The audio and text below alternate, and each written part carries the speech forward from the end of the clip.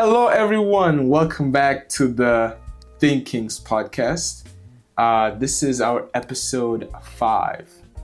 This is already, It's called Stories in a Box. Stories in a Box. Let that sink in. Very, very interesting name for this for today's episode. So today's episode is going to be about movies and entertainment, but we're gonna focus mostly on like movies and shows. That's what it's gonna be. So before we start, just like in our last episode, we brought we created or we wrote down 3 different questions for this for today's episode. So just like the last episode, these are our 3 questions, and we encourage you guys to write down, in the comments, hopefully, because last episode we didn't have any responses yet. So we hope that in this episode we can. At the time of us making this, yes. Hopefully in the future. People answer. But So the 3 questions we have are what makes a good movie? So ranging from different genres, right? What do you guys think makes a good movie? Because I feel like that's a personal answer, really. People have different views on that. Then how have movies touched your soul in different ways? So like maybe you could talk about a movie or maybe a genre, the different genres of movie that maybe have touched you. Have touched your soul better than others. Then the last question is, what movie or TV show made you look at reality differently? So that is another deep question. Mm-hmm. So before we start this, go into these questions, we want to briefly talk about the history of cinema. So when I was thinking about the history of cinema or like entertainment, I like to go back to just a long time ago, because all this started out, like how people used to tell stories, or how stories were like passed down from generation to generation, right? So, if we go back to, let's say, Africa, right? There were these people who were called the griot, right? There was the story tellers, pretty much. And, they would tell stories, and some of these stories would definitely be passed down.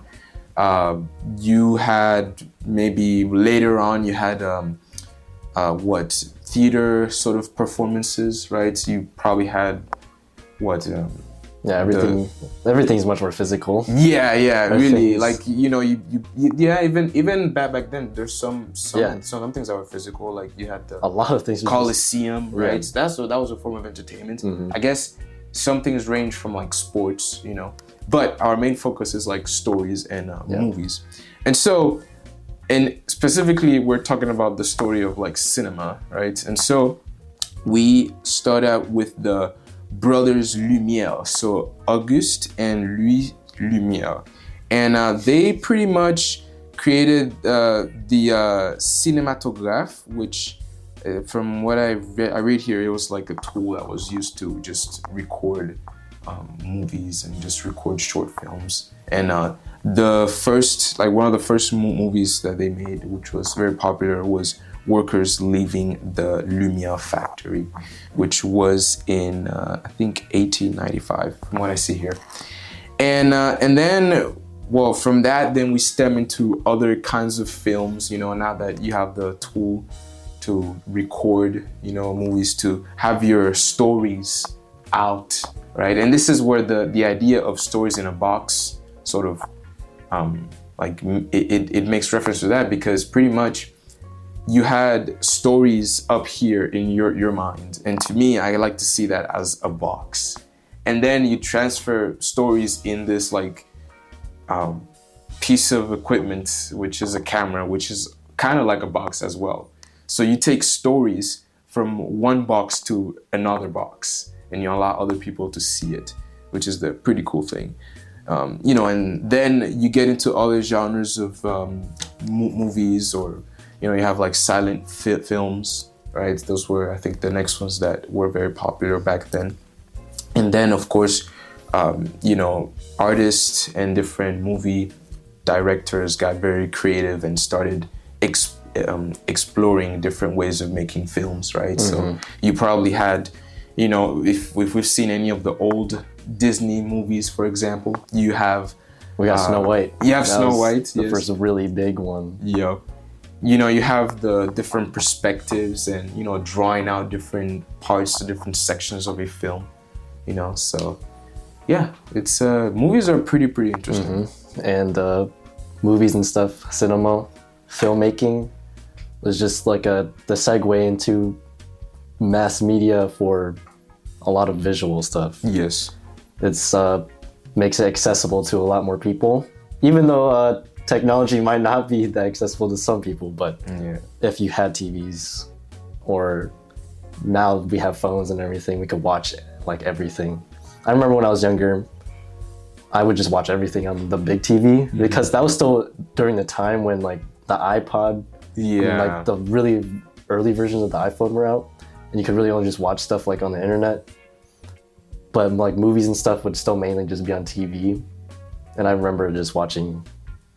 DVDs are now becoming more obsolete. Yeah, I know, DVDs. I mean, listen, in once again Cuba, well, I spent most of my childhood in Cuba, and I had one of those boxy TVs, and it was pretty cool because what I would do, I would actually turn it off and on, and I like to just touch the screen. I used to have one of those too. Yeah, turn it on and off, and the static would be. Yeah, the static would just that felt so satisfying.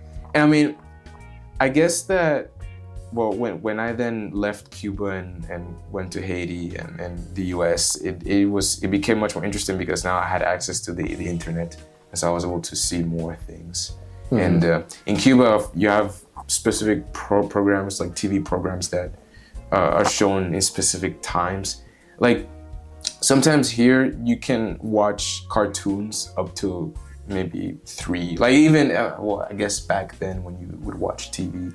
Yeah, channels. The channels, yeah, but you can watch cartoons maybe very later on, or was it like that for you? Because for me in Cuba, you watch cartoons up to like a certain time, probably up to 4 or maybe 6, and then after that they didn't have it anymore. That's interesting. And then during the weekends, you would have specific channels that would show more cartoons, but there were probably 3 of them. But these showed cartoons maybe later, much more later, So it was like, I think it was a good thing because I think that's a good thing because people then, or like kids at least, can go to bed at a certain time. So they're not, stuck, right, on the TV.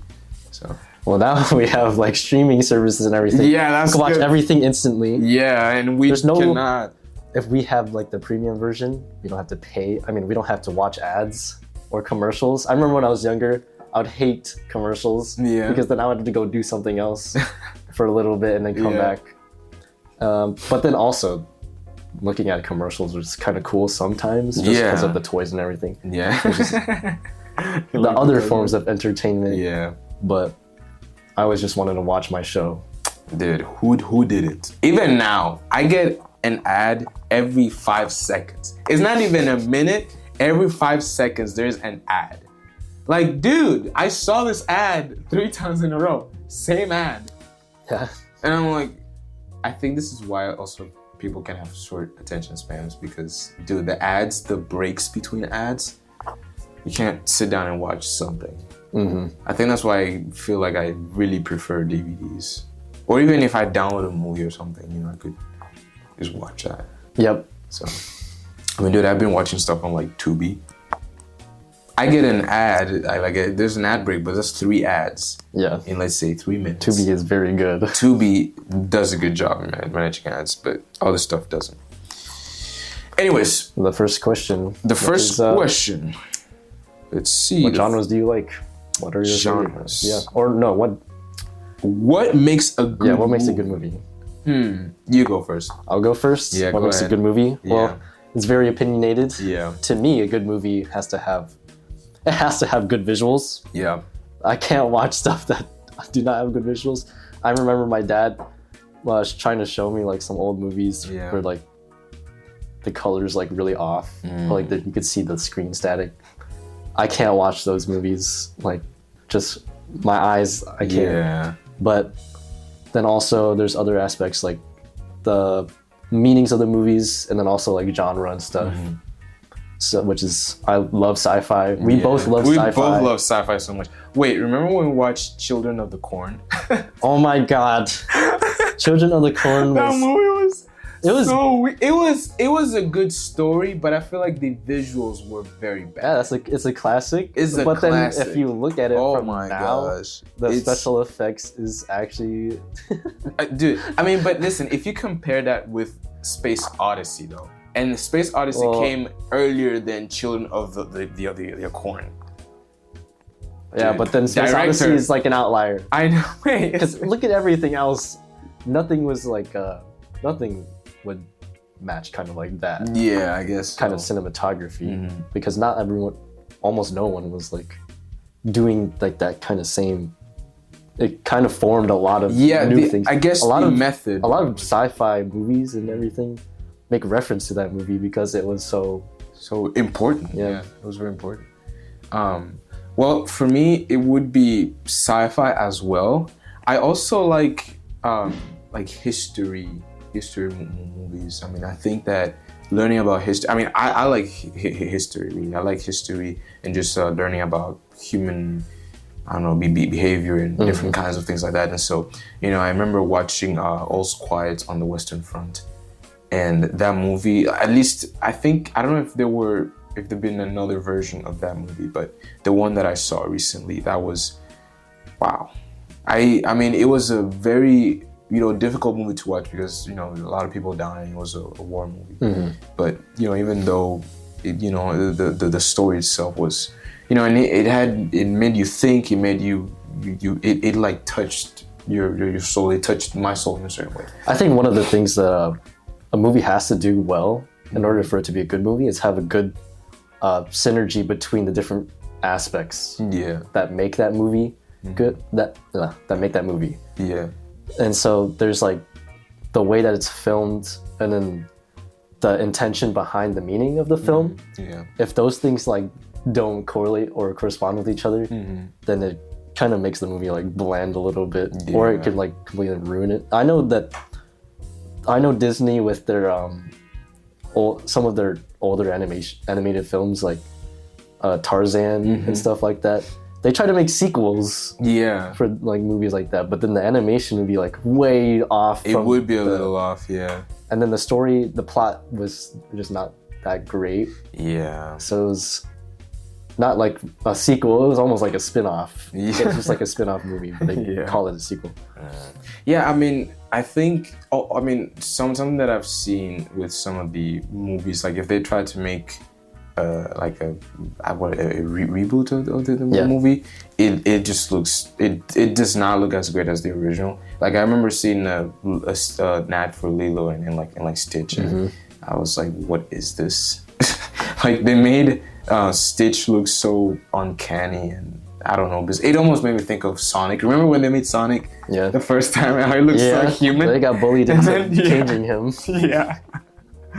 And now we had a human Sonic, and now we have, I don't know, it was so, I mean, listen, I didn't think that much about it because, every fan. I looked at it, I was like, I'm not gonna watch that movie. I didn't think about it because I'm not a die-hard fan of Sonic. But when I saw the difference afterwards, I was like, this is a whole lot better. I see what it is a whole lot better. We're complaining about. I don't know why when we think of something as live action, we think of it as hyper realistic. Yeah. I don't know why we want uncanny valley effect. We want to make something so realistic. Yeah, to make it human. Looks so weird. I know.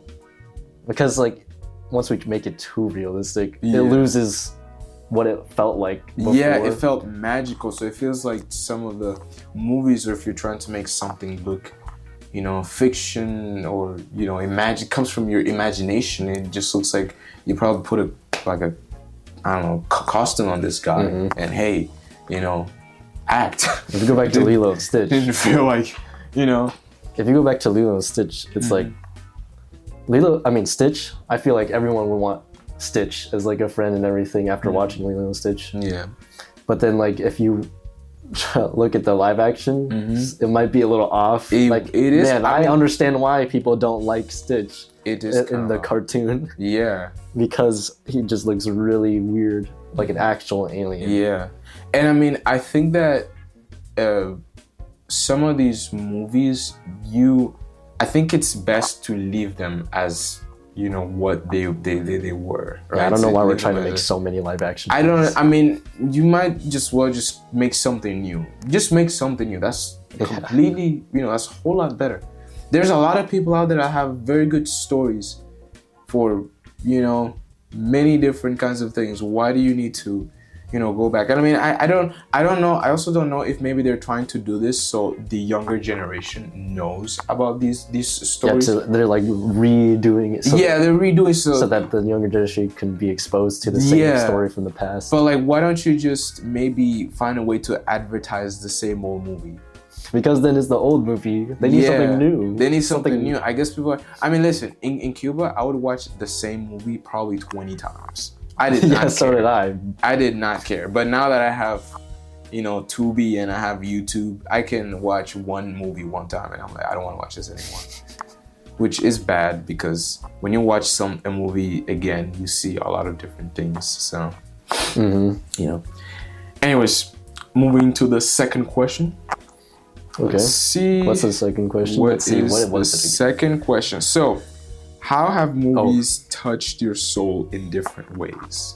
Okay, so I can definitely answer with one movie that I really love. Yes. And it's Everything, Everywhere, All at Once. That movie is a good movie. Good movie. And it definitely tugs on my heartstrings because I kind of relate to that kind of background, that cultural background that they have. They're Asian and stuff like that, and it's kind of more progressive. Like the way that the daughter lives her life is more progressive in terms of like compared to her parents and her grandparents' traditional values. And then it's a really good mother-daughter movie in a lot of aspects. And then also, I really love how just really weird it is. Yeah. I really think that it's really creative in that way. You've never seen it? No, I have not seen it. You gotta watch it with me. Yeah. I've already watched it like 3 times. 3 times? Wow. But that's actually one of the movies that I have cried. Oh, I remember, because you said you cried in front of Matt, right? Yeah, one of our friends. One of our friends, he did. He never, we don't see Jake cry, so. I don't show that much expression. No. But that's a movie that I don't just observe. I like to talk about that movie and like to make a lot of expressions during that movie or like point out a lot of stuff in that movie because there's a lot of times in that movie or a lot of conversations in that movie that I can relate to a little bit. Yeah. Not because they apply directly to my life, but I can see that in other people's lives around me and maybe people in my family as well. And I think that movie just has a really good way of portraying the meaning of just living, meaning of life in a cool way. I think for me,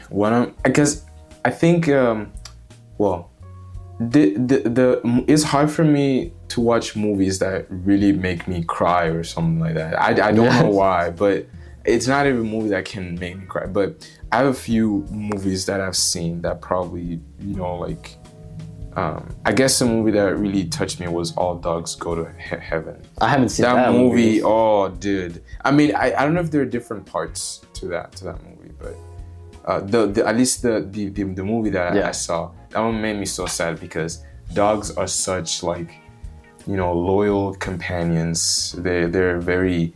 Sometimes I think that people don't deserve dogs because they're so good, but then I'm like, dogs. Well, we super domesticate. Yeah, it's true. I mean, we can't, So, but I mean, I think that the movie itself is very innocent. Actually, it's kind of innocent because this is like there's this dog that is part of has a sort of a casino or whatever, which is very cartoonish, right? And he then finds this little girl that that sort of shows him love. He tries to help the girl find a family, and so it's like the dog died one time, but then he's able to, well, he sort of cheated death. And then he was born again, and then he's trying to find love. Mm-hmm. So because this little girl shows him, I guess, a little bit more purpose outside of the dog that he is, or that he was before he died, right? There's a sense of, it gets sad. It's like very depressing, and then the dog eventually dies, but he goes to heaven. Because I guess despite being a dog that owned a casino, or maybe it was very odd, he still was able to maybe, I guess, redeem himself, as a bad dog or something. So I don't know, that movie was very, it really touched my soul, and I kind of teared up when I saw it. It was sad. So another movie that touched my soul a little bit. Soul. Oh my God! Wow. Soul is. I like that. Soul is a good movie. Yeah. Soul is a very good movie. I also like the way that, I don't know, the way that it looks. Mm-hmm. It feels like real life. Yeah. But an animation at the same time. It feels like Ratatouille. It does feel like Ratatouille. Well, it is Pixar too, so. Yeah.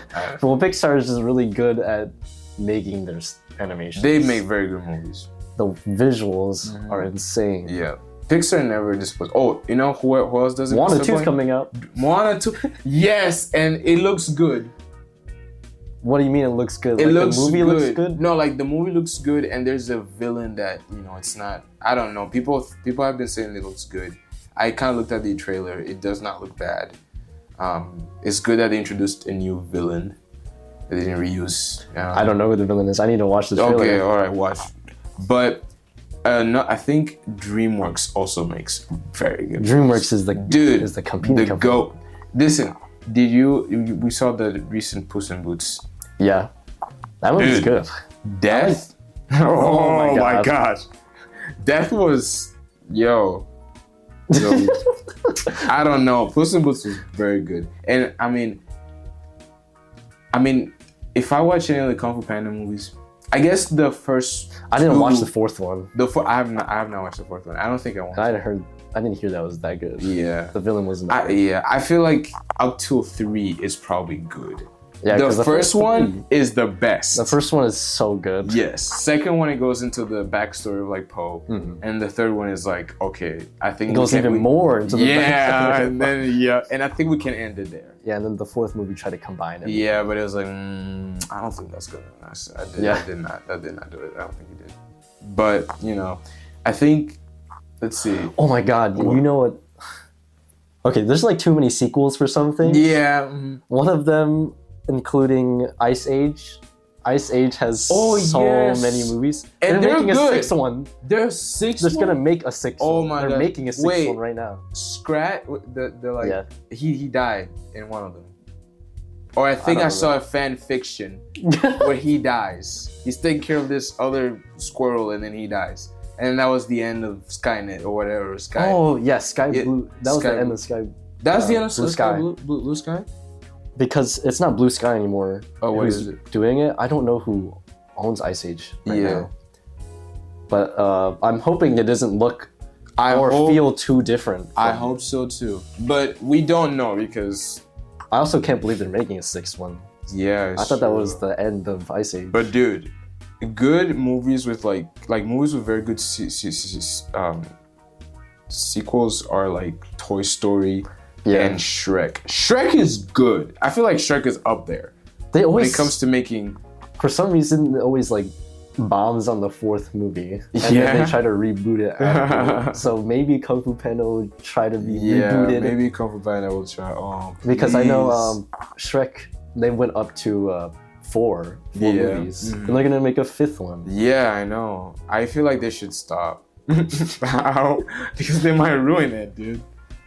It's gonna look. I hope it doesn't look. Because listen, the old animation was good. And I think that's another thing with animation. I feel like you want to leave it the way it is, not only because some of this animation makes it a whole lot funny too, because I think that when you make it too maybe real or something, it loses, that funny aspect to it. I mean, the old cartoons like Tom and Jerry or the Pink Panther, right?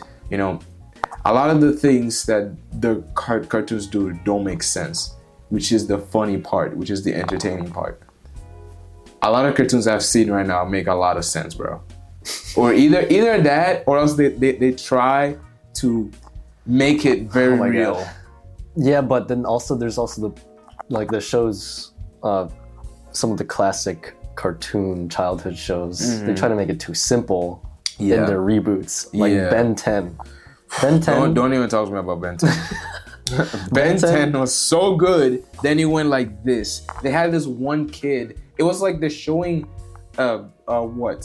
this cartoon for maybe 5-year-olds. That's what it went. It went from like Ben 10. They're in this the alien one where like Kevin absorbs whatever, where he has the cool Omnitrix that looks like my watch, and then it goes down from that.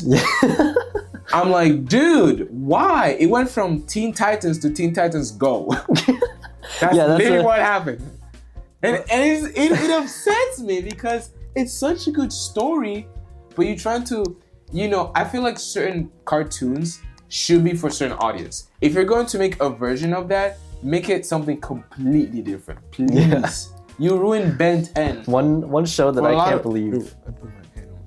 One show I can't believe stopped was Young Justice. Oh my god. That was good. Young Justice is so good, but dude, we have Teen Titans Go now though.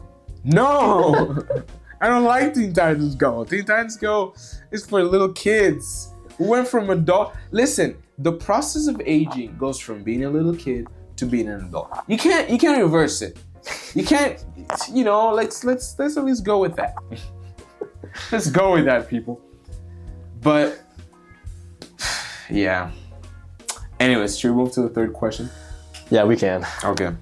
The third question is... What movies or shows... Let's see. Made you... Yep. What movie or TV show made you look at reality differently? I have two. But you have two? You have to. You go first then. All right. I maybe have more, but, because there's a lot of shows. Yeah, there's a lot. We've seen so many things. We've seen a lot of shows. I think we're probably brain rotted. That's how bad. Actually... Every TV show and movie I watch has been brain nourishment.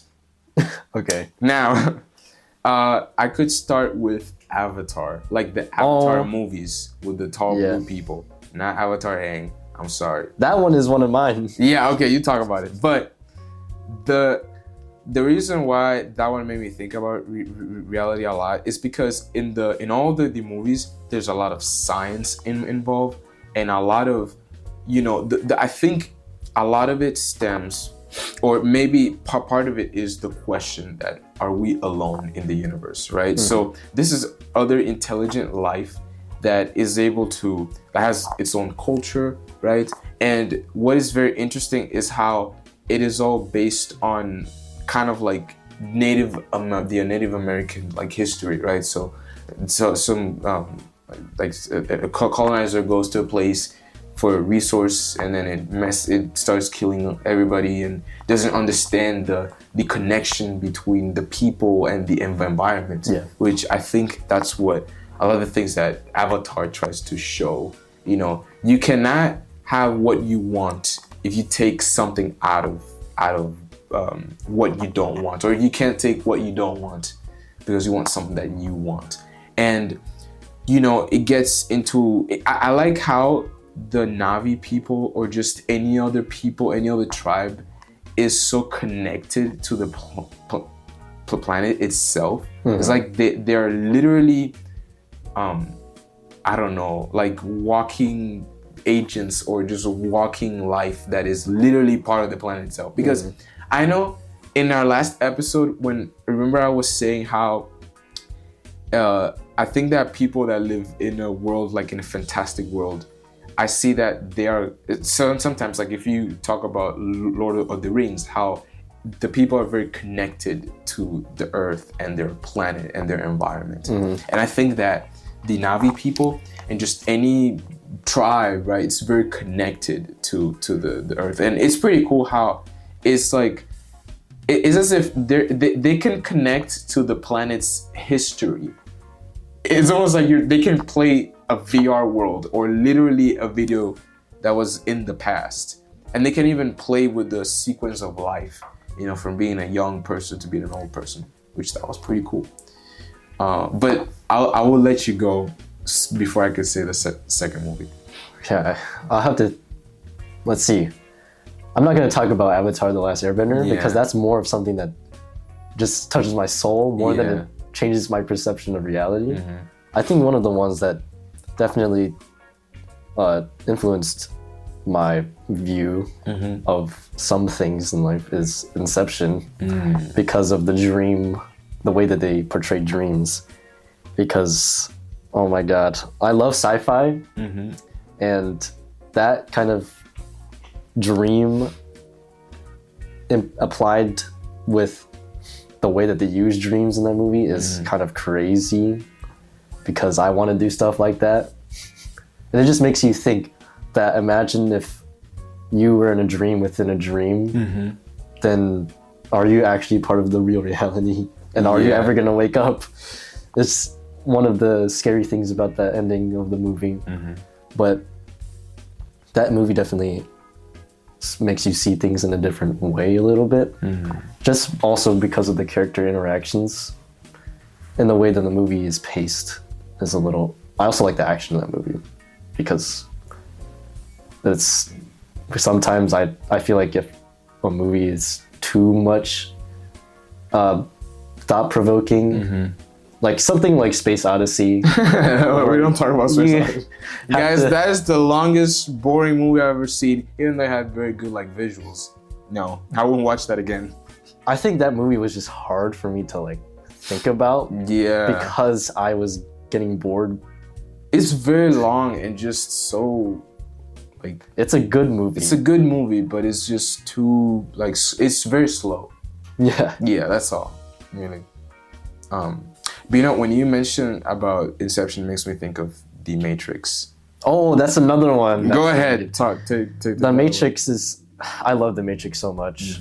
The Matrix spans across 4 movies, I think. But the first one's definitely like the best one, I think. That's the one. I haven't seen all of them, but I watched the first one so far. I've only seen the first one. Okay. But the first one is really cool just because also it was a revolutionary movie in terms of its cinematography. And it makes you think about whether or not we live in a simulation. Questions. Yeah, that is a question in physics too, I think, you know, whether we live. And I feel like it makes a lot of sense because, yeah, we don't know. I mean, there's even like if we look at certain animals, they see things that we don't see. And that makes you just think about a whole lot of other things that we do not see. And then there's the question of like consciousness, and then whether or not, you know, if let's say that we were to create a simulation that becomes so good that the people in it don't know that they are in a simulation, wouldn't that be the same thing for us? So, you know, and then it also depends on the question of like, I guess AI and you know, robots taking over, which is like Terminator. Like, you know, one of the content.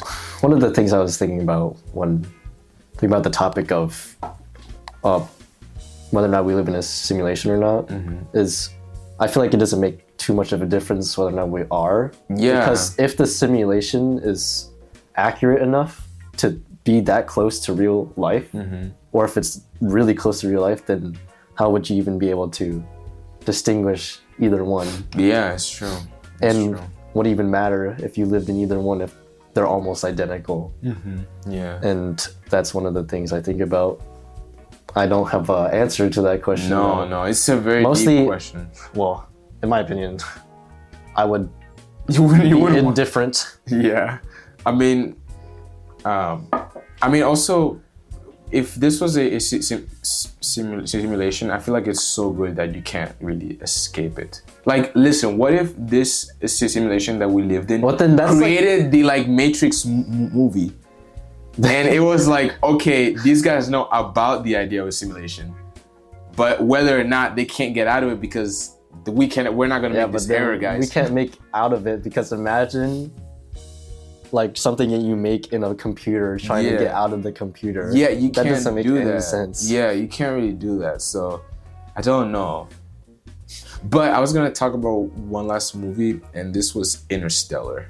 Yeah. That is one of my favorite movies ever because I love like physics and stuff like that. And I think that movie made me think a lot about the universe, where we are in relation to the universe, and the possibility of like other worlds. There's definitely other movies I've seen that, show the differences in worlds and how is it that the flora, the fauna, and maybe the environments are so interesting and so sometimes similar to ours.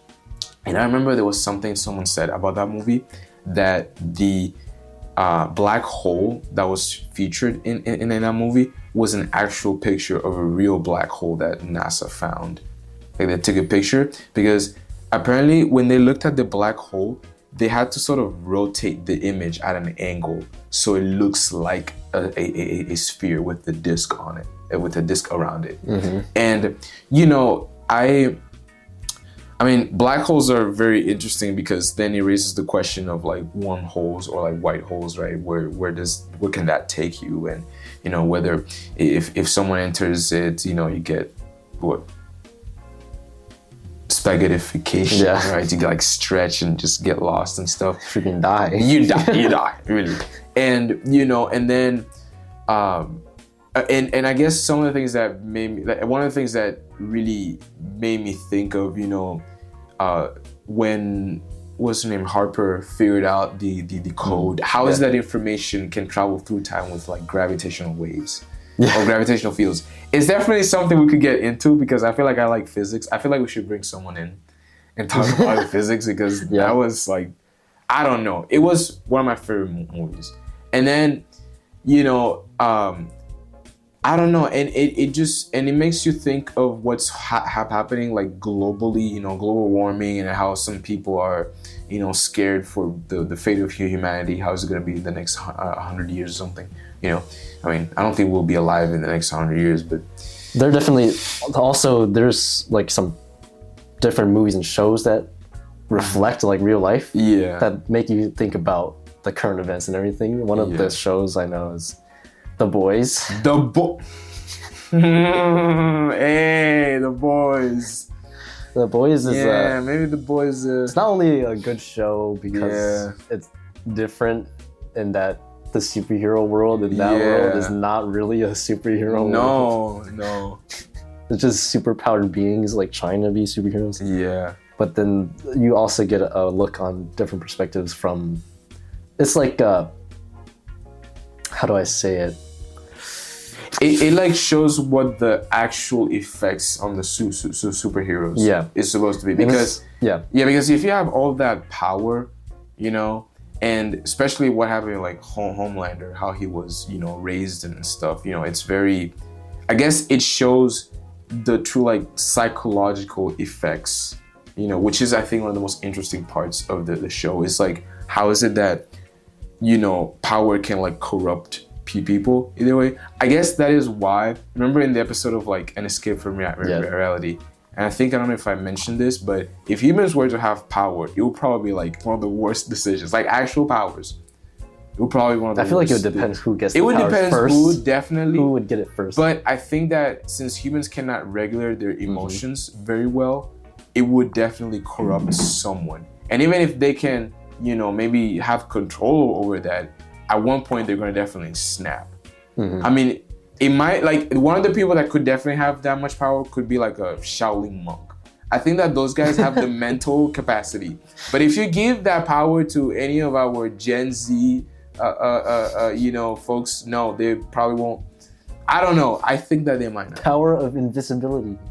I know what kind of man you are. But, it's like, dude, I don't know. Like, the power given to humans, I mean, even with little power. One of the other movies that take another perspective on that is The Incredibles. The Incredibles, yeah. Because it's like people from the military, the government, or people who are picked from the government are given the powers to become superheroes. I mean, we were having that conversation the other day about like Captain America and how he was like selected to be a superhero. But if he were to never be like picked, he would have never been Captain America. And it was like his whole entire story would have, his story is sad. Like I remember you told me that and I thought about it. It's sad how just because he was weak and not, just because he's weak and he was physically not capable of like, or not able to join like the military and fight for his country, it just singled him out because of that. And he was like, he showed how much he wanted to do it. And I feel like sometimes when you're obsessed enough with something and you know how to, you know the vision, you know which way to take it, you can do it. And it was just really weird to think about how Captain America, the only way that he was able to be part of that and be as great of a person or seen as someone as great as a person as he was by other people, because he took the serum. And that's like really weird because that's like so fictitious. Like imagine, it is sci-fi. I know it's sci-fi, but then imagine like the only way you can do something is by doing something that's not real or imaginary. Or I mean, I guess if you know that you're not capable of achieving this, that means your like dreams will be crushed because you're physically unable to this. I mean, I think one thing is having the will to do something, but I think maybe sometimes a line can be drawn between your will and what can actually happen, because I feel like sometimes things don't actually work out, the way we really want them to. I mean, I think that some people should feel lucky and I guess grateful that they have at least the whole package that can allow them to be what they want to be, or what they at least aspire to be. So man, that got pretty deep. No, imagine the Marvel universe without like any like magical beings or like superpowers or like any of those chemicals that can turn I mean, hey, there's already the science in the Marvel universe is what makes a lot of the superpowered beings and superheroes. Imagine without any of that, like Iron Man would not be Iron Man. No. Captain America would not be able to be Captain America. No. The only people that would be left would be like Hawkeye and Black Widow. Yeah, it's true. I mean, I guess the Iron Man suit is probably one of the most realistic ones to do. Yeah. It's not, I mean, it is still like, far off. Like the arc reactor is like that's years into the future. I mean, you got to probably be like the smartest man. You got to have the intellect of like Oppenheimer, Albert Einstein, Stephen Hawking, maybe some other dudes, and then boom, make that, because there's no way bro just made an element in his garage. Yeah. Like, bro, I mean, I don't know, but I actually wanted to do that one time, but I'm like, I'm gonna kill myself. Yeah, I'll probably blow up. I'm trying to make an element, but. Well, we've come to the end of our episode. Yes, this is the end of our podcast, of this episode. The end of our podcast, guys. We're not doing this anymore. We talked about movies, TV shows, entertainment. Yes. And our 3 questions. Yes. Your favorite genre of movie. What makes a good movie? What makes a good movie? And then what movie really touched your soul in different ways? Yes. And then also what movies have changed your perception of reality a little bit. Yes. So please, to our dear audience, could you please, guys, answer these questions in the comment section on our YouTube page? And the questions are also on Buzzsprout and you can. Yeah. There's fan mail. You guys can send us fan mail. There's links to it in the description. If you look at our directory, any directory, there's in the description should be some things. Yeah. All right. So yeah, and please let us know if you guys want any maybe other topics that we could talk about next. You know, we have some ideas, but we definitely Or give us some questions. Yeah, give us some questions. Yeah, that would be we very could interesting. Yeah. And again, comments on anything that we could probably improve or any suggestions. So yep. This was Thinkings, the 5th episode, Stories in a Box. Let that sink in. All right. Thinkings. Thinkings. Thinkings.